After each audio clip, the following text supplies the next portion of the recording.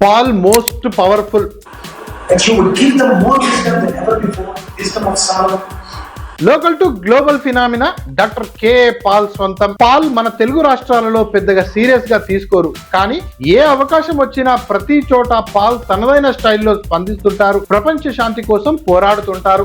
Evangelist doctor KA Paul అమెరికాలోని Kansas states member senate అసెంబ్లీలో ప్రసంగించారు. Help us, Lord, to do our part, to glorify your name, but to stop every negative war. America భారత సంబంధాలు బలోపేతం కావాలని ఆకాంక్షించారు. లక్షలాది మంది ప్రాణాలు బలిగొంటున్న ప్రపంచవ్యాప్తంగా జరుగుతున్న 58 యుద్ధాలు ఆపాలని ప్రార్థించారు.